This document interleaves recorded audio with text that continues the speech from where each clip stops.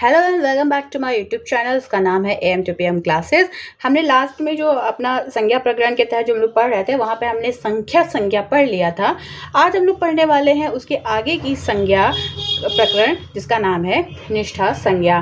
तो निष्ठा संज्ञा जो है वो पहले अध्याय के पहले पाद का 25वें नंबर का संज्ञा है। इसका सूत्र जान लेते हैं। इसका सूत्र है ताह तवतु निष्ठा, यानी कि जो ताह और तवतु होते हैं उनकी क्या हो जाती है, निष्ठा संज्ञा हो जाती है। तो इसमें आपसे दो तरह से प्रश्न पूछा सकता है। जैसे पूछा सकता है कि निष्ठा संज्ञा करने वाला है, तो क्या उसमें आपको ये 4 तरह के ऑप्शन देगा और उसमें आपको ता और तवतु ढूंढना है। तो जहाँ ता तवतु होगा वो क्या करेगा, निष्ठा संज्ञा करेगा। या आपसे उल्टा भी पूछ सकता है कि ता तवतु दे दे और पूछे कि यह किसकी संज्ञा करता है, तो या किसका सूत्र है। तो आपको पता होना चाहिए कि ये निष्ठा संज्ञा का सूत्र है। आपको पता होगा, अगर आपने प्रत्यय पढ़ा होगा, कि ता और तवतु ये एक भूतकालिक प्रत्यय है, ठीक है, यानी कि एक भूतकालिक प्रत्यय है, ठीक है, इसको भी याद रखिएगा, ठीक है। भूतकालिक क्या है, प्रत्यय है, तो इसको भी याद रखिएगा।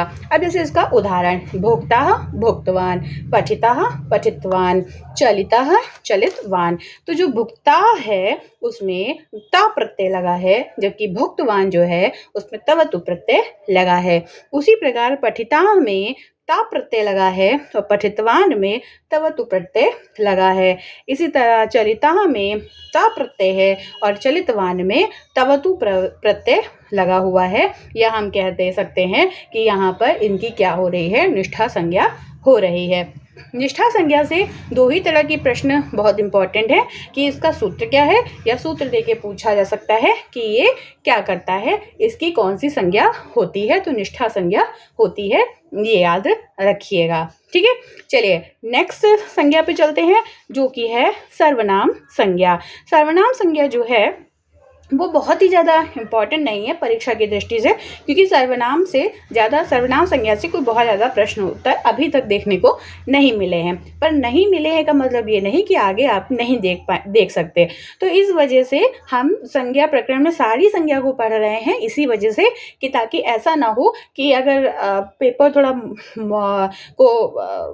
मॉडर्नाइज कर दिया जाए तो वहाँ पर आप फंस जाएं। इसीलिए सारी संज्ञा को जरूर देखते रहिए। तो सर्वनाम संज्ञा जो है वो है पहले अध्याय के पहले पाद के 26वें नंबर की संज्ञा है। इसका सूत्र क्या है, सर्वदीनी सर्वनामानी, यानी कि सर्व आदि जो करता है वो क्या होती है, सर्वनाम संज्ञा हो जाती है। जैसे सर्व, विश्व, यत, तद, एतद, इदम, अस्मद।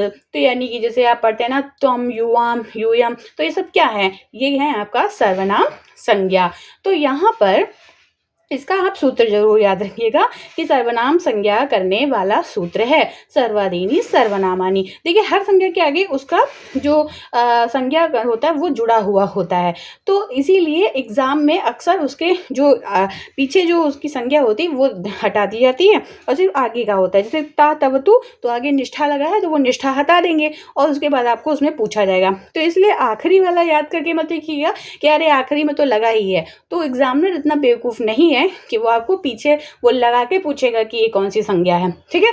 तो आप आगे का याद रखिए कि ये कौन सी संज्ञा है, ठीक है।